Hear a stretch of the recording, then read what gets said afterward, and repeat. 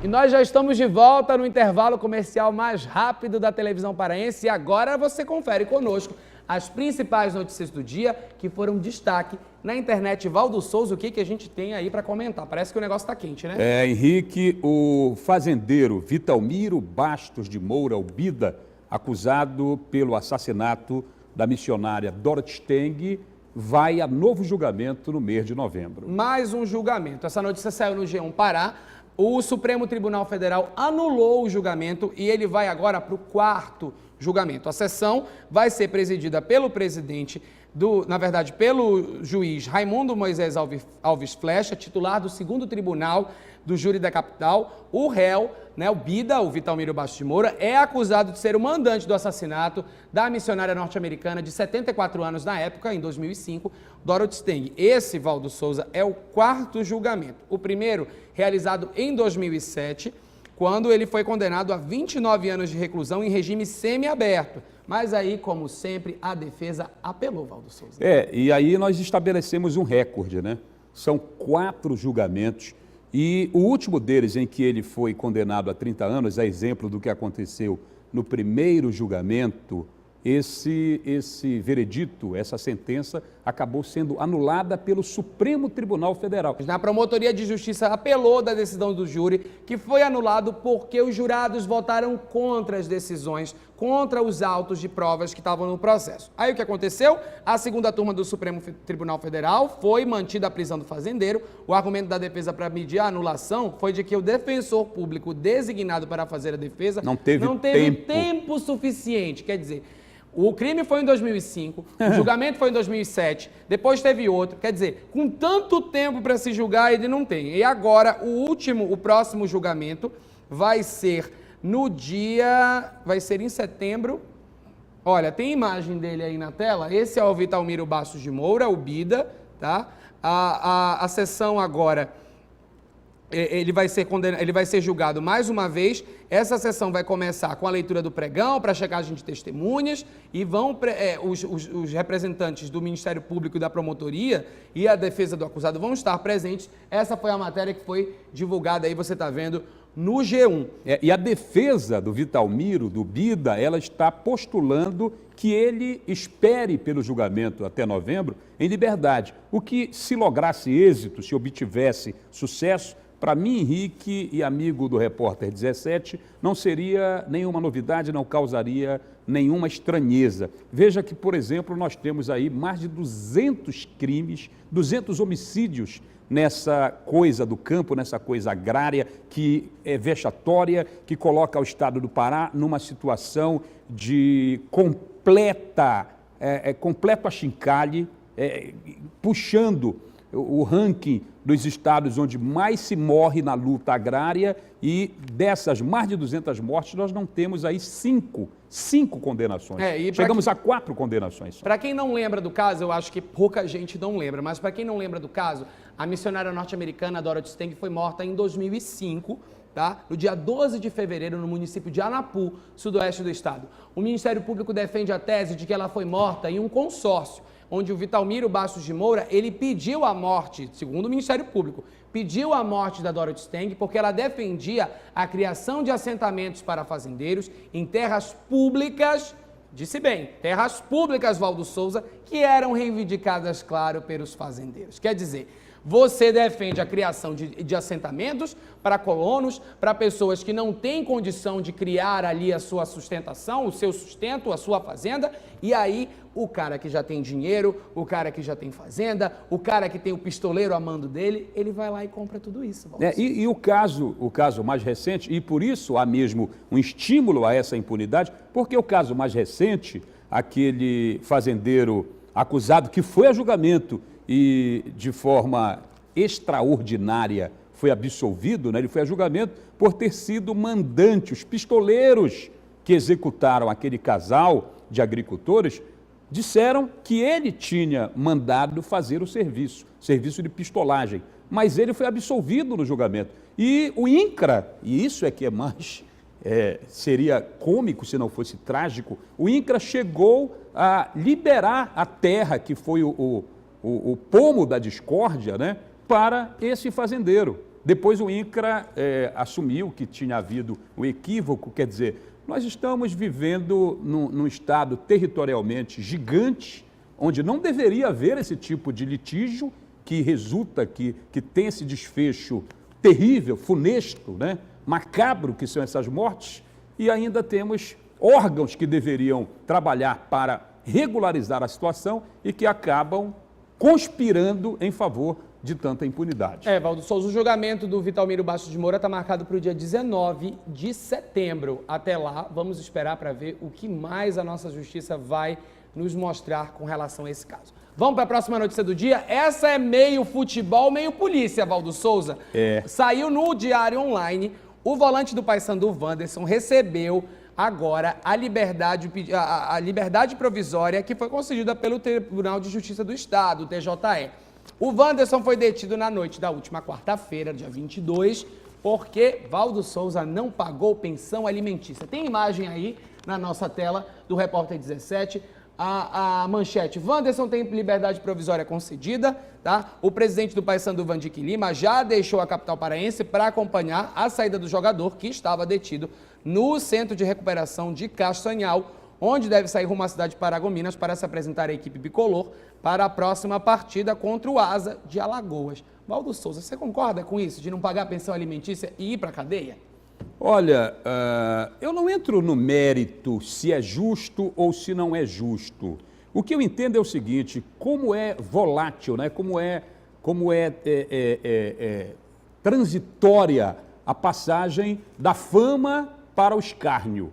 Há alguns dias o Wanderson estava levantando uma taça no Mangueirão, o Paysandu, olha só imagens do Wanderson, o Paysandu comemorando o seu 45º título. Ele como capitão, levantando a taça, recebendo homenagens, recebendo a faixa, e agora o Wanderson sai da esfera esportiva, sai da mídia esportiva e vai figurar na mídia policial. A gente já teve, né, Henrique, outras celebridades e até de maior expressão, o Edmundo, o Romário pernoitou na cadeia, o deputado federal, olha só, um homem que foi eleito exatamente para legislar, para criar leis, ele infringiu essa lei e pagou caro por isso, ficou atrás das grades. A diretoria do Paysandu, imagens do Wanderson na tela, né? A diretoria do Paysandu, seu departamento jurídico, entraram em ação e conseguiram que o jogador fosse liberado. E o jogador, como você acabou de noticiar, está disponível para a estreia do Paysandu diante da equipe do Asa de Alagoas. Bom, a gente vai para a próxima notícia do dia, essa de nível nacional, muito importante. A gente viu aí o Vitalmiro Bastos de Moura, que tem implicações internacionais, a questão do Wanderson, que é uma questão mais local. Mas a gente tem agora uma notícia que vem lá de Brasília e essa saiu no Globo, Valdo Souza. A Câmara aprovou o texto base do projeto que modifica a Lei de Combate às Drogas, a lei que justamente prevê aí, Valdo Souza, medidas como internação involuntária de dependentes químicos e a ampliação de penas para traficantes.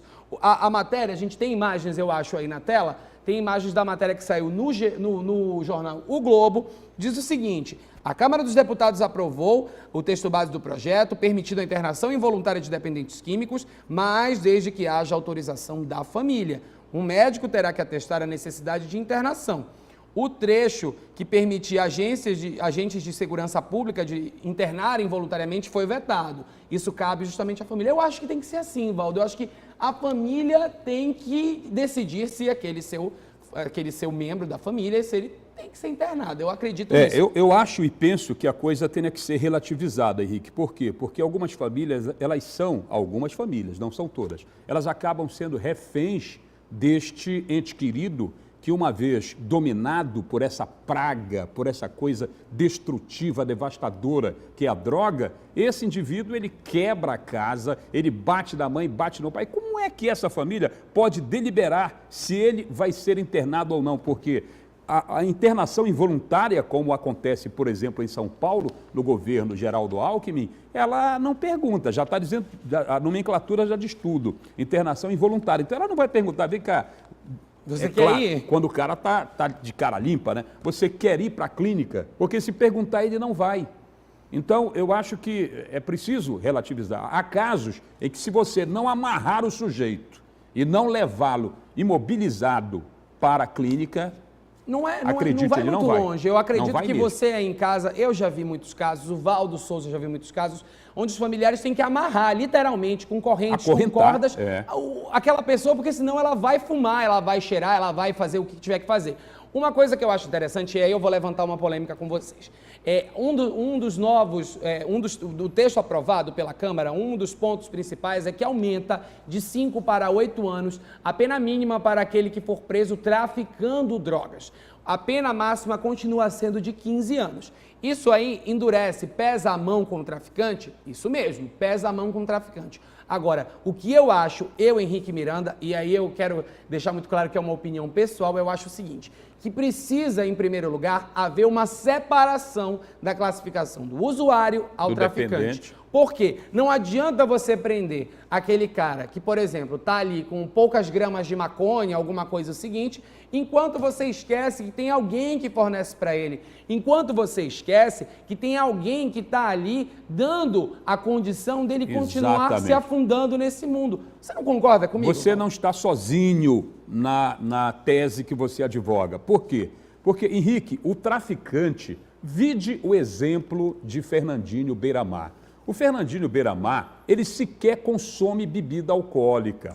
Então, o traficante, ele está pouco se lixando se a vida do indivíduo ou, por via de consequência, da família desse indivíduo vai ser destroçada. O que ele quer é oferir lucro, o que ele quer é vender o pó, é vender a maconha, é vender essa porcaria que devasta, que destrói. Então, é preciso que se puna exatamente a quem está desse lado da cadeia, quem está no topo dessa cadeia e que fomenta essa destruição. Você está certo, acho que tem que ser assim mesmo. Agora, a gente falou dessa questão, a gente conversou no segundo e no primeiro bloco sobre a CPI. Eu quero mostrar agora para você que está em casa uma notícia que saiu no Diário do Pará. Vou mostrar para você aqui. Saiu no Diário do Pará, a capa do diário, tá bem aqui na minha mão, a gente vai fechar agora para mostrar para você. CPI do Detran já começa com cheiro de pizza. Sabe por quê? Porque ela foi montada. CPI cujo objetivo é investigar o uso de recursos do Detran para bancar o time do senador Mário Couto, que é do PSDB. Que é do PSDB, base do governador Simão Jatene, em sua maioria, é formada por aliados do senador. Aliás, o presidente da CPI é Ítalo Mácula, do PSDB.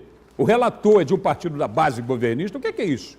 Eu vou abrir para vocês Quando é que aqui, vão servir a pizza? Eu vou abrir para vocês aqui o Diário do Pará, que eu quero ler essa notícia agora. Eu quero mostrar para vocês o seguinte. Primeiro, já começa o seguinte. Governador Simão Jatene é ali um forte aliado do Mário Couto, afinal de contas, são do mesmo partido. O Detran, de acordo com as denúncias, está sob o comando do Mário Couto, que estaria colocando funcionários na folha de pagamento para colocar e mascarar o pagamento dos jogadores do time dele, que, se não me engano... Santa Cruz de Cuiarana, que era um time que surgiu de não sei sabe aonde, não sei como e nem porquê, e aí colocando esposa, tia, cunhada, avó que já morreu, todo mundo aqui.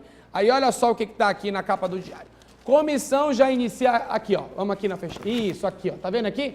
Comissão já inicia com cheiro de pizza. Essa matéria da minha amiga Rita Soares, dizendo o seguinte: cumprindo um script previamente definido pelo governo, deputados da base aliada foram escolhidos para ocupar os principais cargos da comissão, que vai apurar o desvio de dinheiro no Detran para os cofres da Associação Atlética Santa Cruz. A presidência da CPI será ocupada pelo também tucano Ítalo Mácula e a relatoria por Fernando Coimbra, do PSD, que é da base governista. Braço da base governista. Aí eu pergunto para você que está em casa, a CPI ainda nem começou, como é que você que está em casa, como é que você que está acompanhando essa história pode confiar? Você acha que dentro de casa alguém vai acusar alguém? Você acha que dentro do próprio partido, da base aliada do governador, alguém vai se acusar? Não vai se acusar.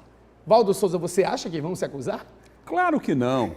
Claro que não. Isso aí é mais uma manobra desse tabuleiro político em que nós, lamentavelmente, somos os perus. Sabe aquele cara que não tem dinheiro para jogar um carteado, para sentar à mesa e jogar dama, jogar dominó, mas fica dando teco, lamentavelmente a gente vai ficar dando teco aqui enquanto eles manuseiam as peças a seu bel prazer, a sua conveniência. Aliás, governador do estado, governador Simão Jatene, a indicação de Mário Couto para o Detran ou a indicação da égide do Detran de Mário Couto, porque ele nomeou lá o diretor, o superintendente do órgão, é uma demonstração inequívoca de que o senhor, se quiser, o senhor pode dar um basta nisso.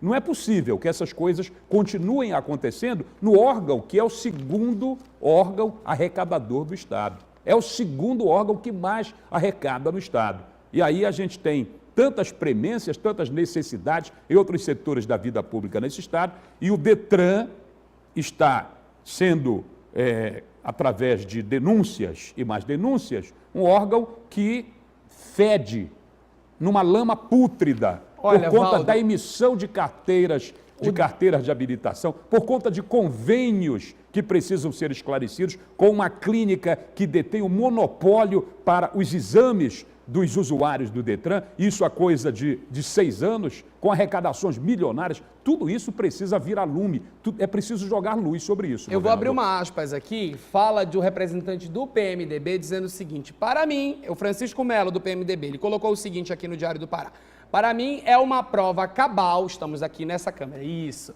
Para mim, esta é uma prova cabal de que o governo não tem interesse de que se investigue absolutamente nada nesta casa.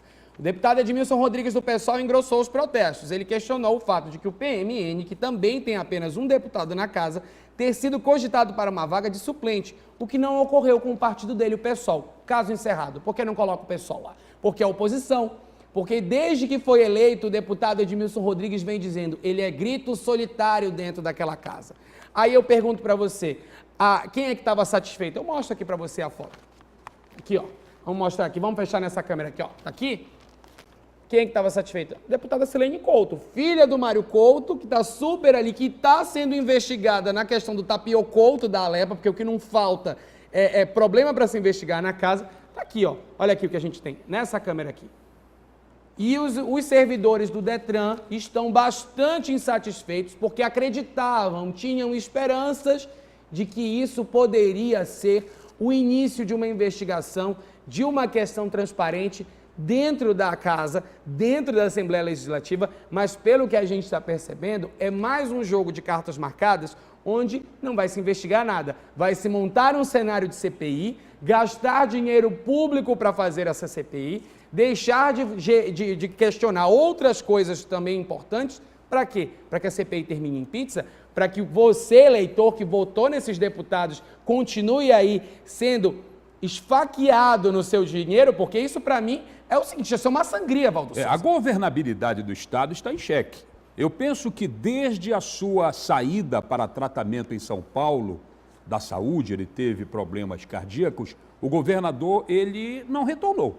Desde que ele saiu e deixou o Helenilson Pontes, o seu vice, na interinidade de mais de 30 dias do Estado, a gente percebe que está faltando atitude. O governo parece muito leniente, muito cúmplice dessas coisas, porque quem cala consente. E o problema é o seguinte, essa Valdo omissão Souza, é uma coisa estúpida, não pode continuar. E o problema é o seguinte, ano que vem nós temos eleições de novo, o governador Simão Jatene, até onde me consta, é candidato à reeleição. Aí eu pergunto, como que ele vai conseguir fazer e convencer o eleitor se agora, quando existe denúncia, quando existe irregularidade, quando existe uma série de cobranças em cima dele, ele vai fazer Pôncio Pilatos e lavar as mãos?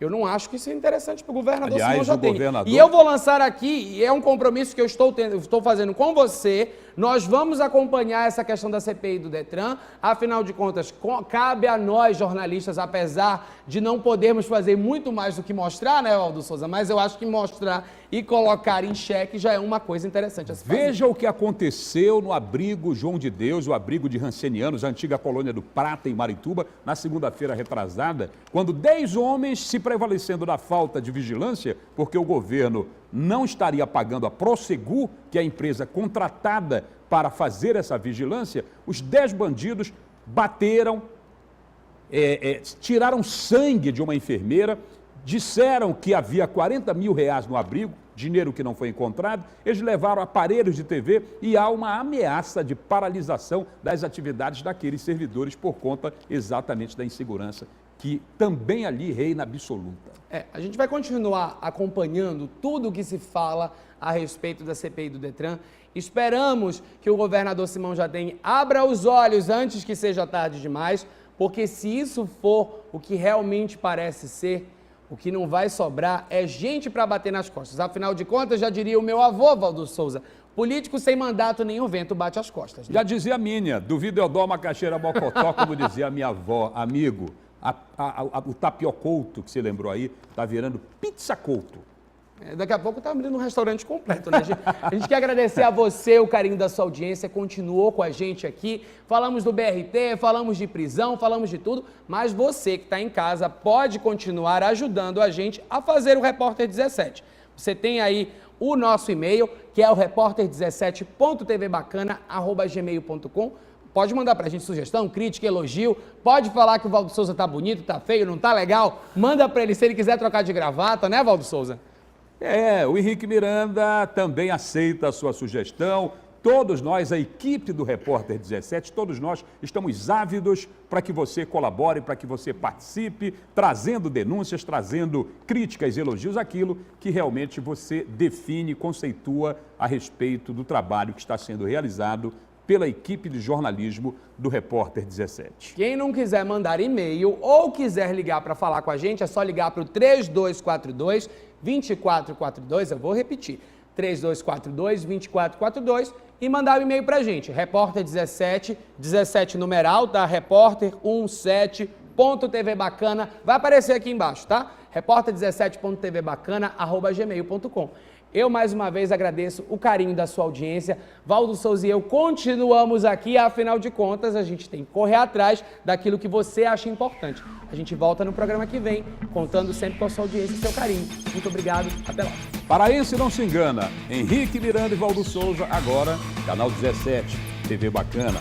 Até lá. Tchau. Se o poder público não resolve, se os governantes estão ausentes, se os problemas só fazem aumentar e ninguém se importa, chame o Repórter 17.